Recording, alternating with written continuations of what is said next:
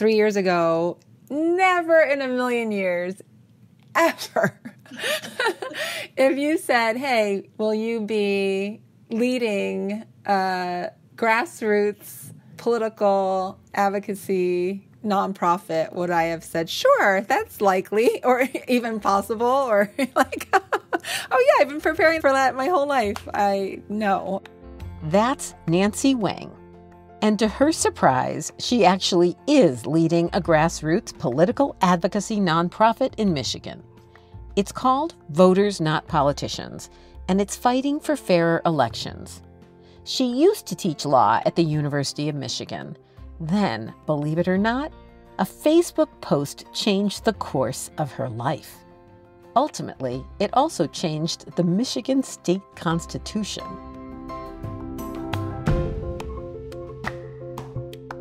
This is The Pledge. I'm Allison Daskell-Hausman.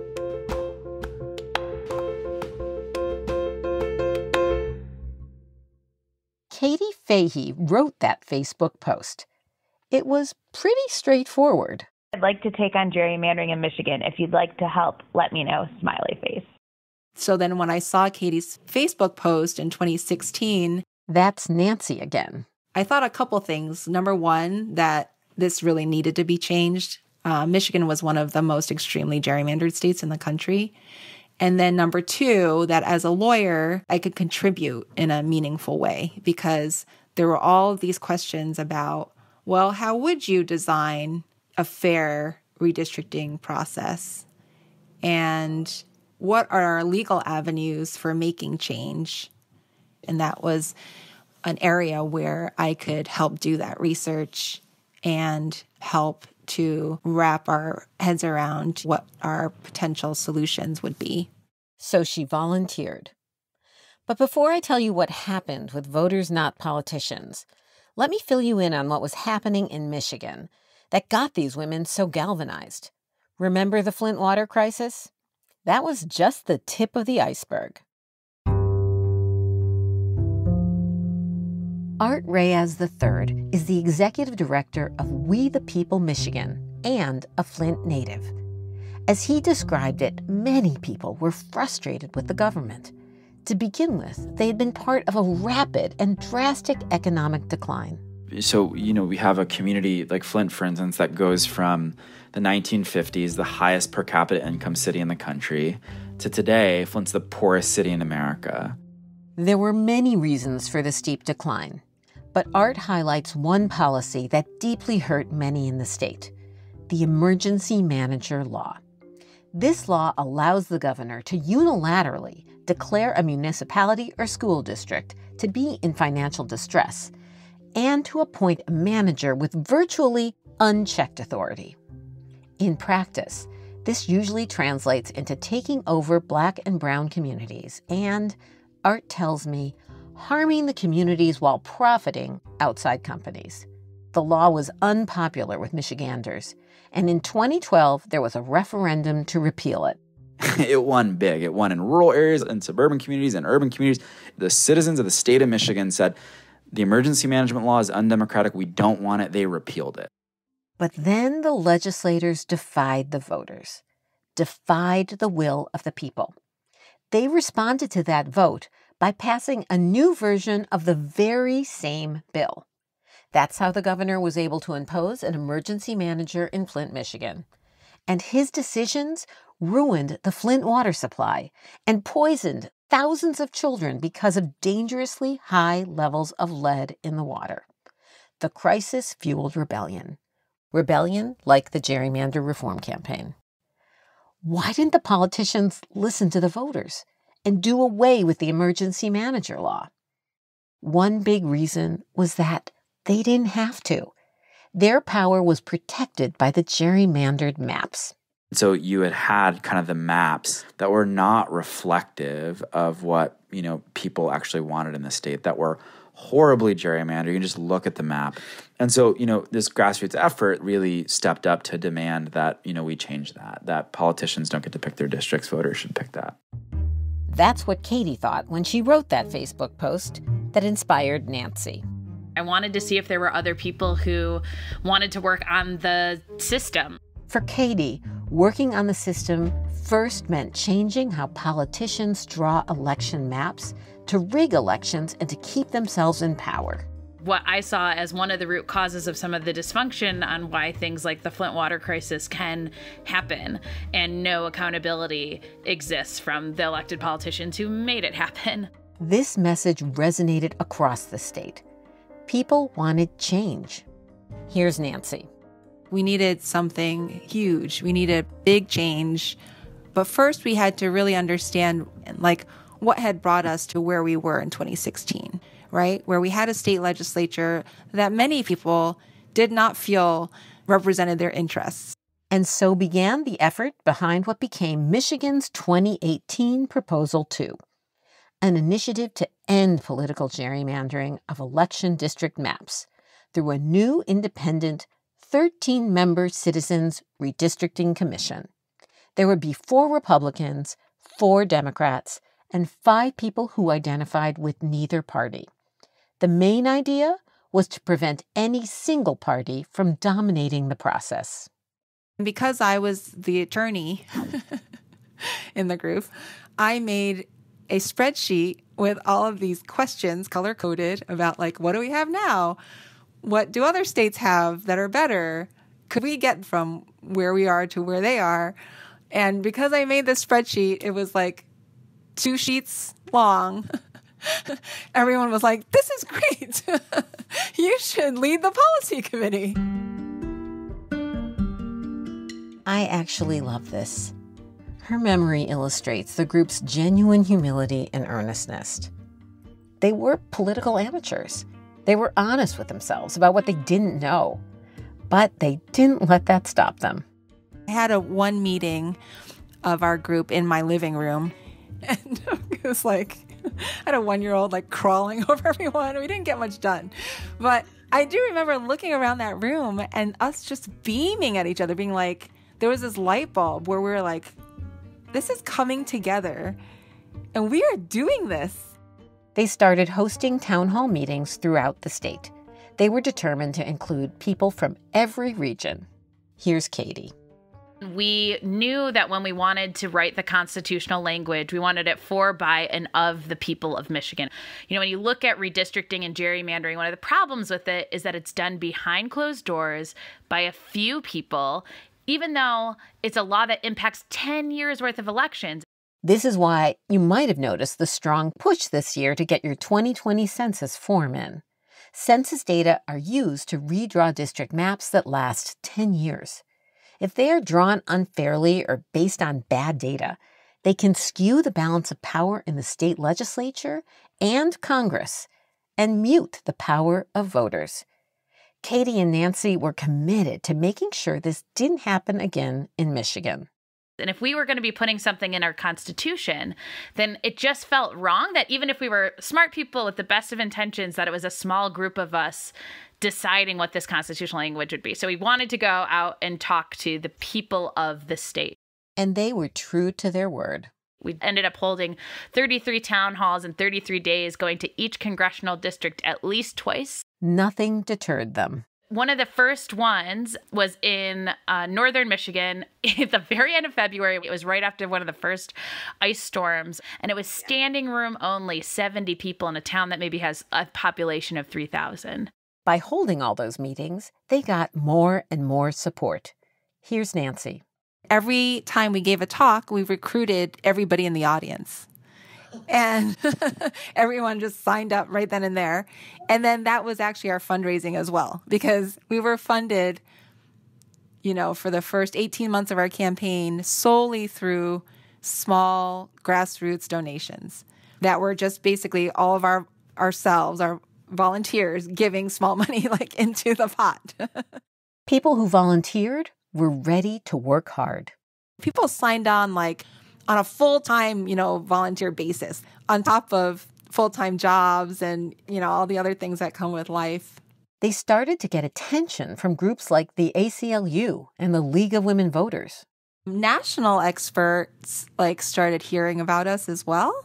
So Michael Lee of the Brennan Center reached out The Brennan Center for Justice is a leading national advocate for justice and election law reform. And we were talking back and forth, and he shared their studies and their analyses of, what some of the elements of independent redistricting should be and all that stuff. Michael Lee actually ended up helping to facilitate one of Nancy's big policy meetings in person. As we saw in Florida in our last episode, it's really tricky to set up a system that is nonpartisan and can be sustained no matter who is in power. Nancy got help from experts to create a robust system that would do just that. She and Katie were determined to break out of the partisan game of red versus blue. How truly like game pieces voters are looked at. They're not looked at as people with lives that have school districts that are impacted by your decisions, or water that's impacted by your decisions, or literally job availability that are impacted by your decisions. They are just looked at as either red or blue. Can I trick them into voting for this, even though they might not like it, or can I trick them for voting for that? And then the fact that 2020 and 2021 were right on the horizon. So that also lit a fire in our bellies. Like, we got to do this. The 2018 election would determine how the new maps were drawn. With a new, nonpartisan commission in 2021, they would be fair maps. We were just kind of like, we got to try, and it's got to be now. After the break, we'll learn how they proved that what seems impossible becomes possible when thousands of people are motivated to make it happen. Once again, it's time to hear from a listener. I'm sharing messages this season from all of you about what you're doing to take part in this democracy. Hi, Allison. This is Annie. This week, I pledged to distribute 1,000 postcards to volunteers who are going to send them to people to encourage them to vote by mail. And I also pledged to spend at least an hour phone banking for the month of September and October. Thanks for your great work. Bye. That's so awesome, Annie. It's amazing what you can do if you get your friends in on the action. 1,000 postcards and time on the phone. Wow. Now it's your turn. What's one thing you are planning on doing to take action before the election? Leave me a voicemail at 617-663-8668. You can also find the number in the show notes at thepledgepodcast.com. Back in Michigan, Katie, Nancy, and the many other volunteers got to work. First, they had to collect signatures to get their proposal for gerrymander reform on the ballot. You had to collect over 325,000 signatures, and that's a lot of signatures, especially in Michigan, when it's like you don't want to be outside for like 6 months a year, They were able to get all those signatures because they had volunteers everywhere. But the Michigan Supreme Court posed the biggest hurdle. No matter how successful Voters Not Politicians was with grassroots organizing, no one thought they could get approval from the Supreme Court. And in fact, a lot of national funders that we talked to just said that we could do what we want. We could, have this whole big, great campaign, but that we could never get past the Michigan Supreme Court. The Michigan Chamber of Commerce argued that the Voters Not Politicians ballot initiative amounted to a major revision of the state constitution. To make that kind of change, they said, required a constitutional convention. But Voters Not Politicians argued that gerrymandering reform was part of the state constitution. In the end, the court agreed with Voters Not Politicians. With a narrow vote of 4-3, the court said that the existing constitution gives people the power to enact reforms. Once we won the Supreme Court case, that's when bigger money came in. And then we finally got some multi-million-dollar donors who were willing to put that truly on the line because there was a guaranteed pathway to the ballot box. They had experienced one success after the next, but each step came with enormous challenges. They were, after all, really new to this political campaign work. It's hard, It's like really hard. It's hard to pour your soul into this. I'd never talked to the media before. But, we would do this stuff that was uncomfortable. And they got pushback from established organizations that questioned their strategy. I distinctly remember coming out of a meeting and sitting in my car and crying and calling my husband. Some people were telling us we were doing the exact wrong thing. And we were Johnny-come-lately, right? Like, we were passionate, but we didn't have the relationships in the communities in Michigan, especially communities of color, a lot of the communities that had been most affected by gerrymandering, right? So we did get pushback by what I would call, but not in a derogatory way, like the established nonprofits in Michigan.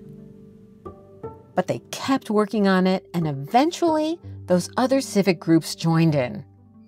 In the end, voters, not politicians, got a big majority vote from the people of Michigan. 61% majority. Oh my God.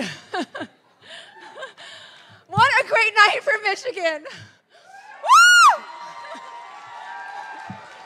Woo! We just amended the state constitution to bring fair, impartial, and transparent redistricting for decades to come. And Michigan wasn't the only state that year to successfully fight against gerrymandering. The year 2018 was the most powerful, productive year for grassroots political reform in America in half a century. We hadn't seen anything like it since the civil rights era of the 1960s. That's Hedrick Smith. Citizen movements pushing for action, winning gerrymander reform in Michigan, Colorado, Missouri, and Utah, forcing the Ohio legislature to adopt a similar reform, and there were movements winning public funding of campaigns in Baltimore, Denver, Phoenix, Portland, Oregon. And you know about the voting rights victory in Florida in 2018. We learned about that in episodes 1 and 2. But, of course, like we saw then, winning is just the first step. It was just a couple weeks later where we heard that the legislature was trying to undermine the commission during lame duck.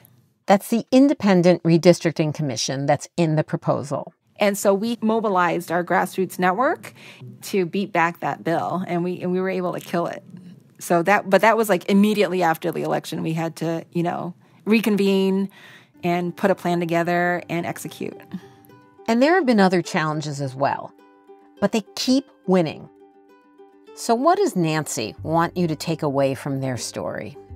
So if you look out in the world and you think there needs to be real fundamental change at like a really high level, some systemic overhaul of our political system, like you can do that, right? Not alone, but you can do that. You can like pour yourself into an effort where citizens can actually make that kind of change, both in Michigan and in other states. I think that Nancy's story is something many of us can relate to. I know that I can. I'm producing and hosting a podcast about political engagement. I know it's the 3rd season, and yet it still surprises me. But when you see something that calls to you, sometimes you just act. You just do it. That's what happened to Nancy in 2016. And it turns out she was joined by thousands of other Michiganders who were also disenchanted with politics in their state. Katie sums it up in her victory speech. It mattered that you showed up. It mattered that you knocked doors. It mattered that you gathered signatures and stood in the rain and the cold and the heat. All of that mattered. It really mattered for generations of people. Your sacrifices have changed our Constitution. The Michigan State Constitution opens with all political power is inherent in the people. We are those people. This is our power. Let's go have an independent citizens redistricting commission that restores faith in democracy. Cheers.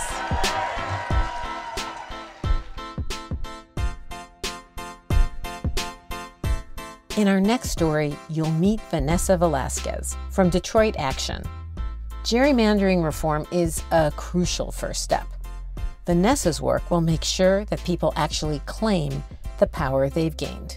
We're here making sure that whatever issue you're facing right now, we can organize around that change and someone isn't facing that same issue 10 years from now.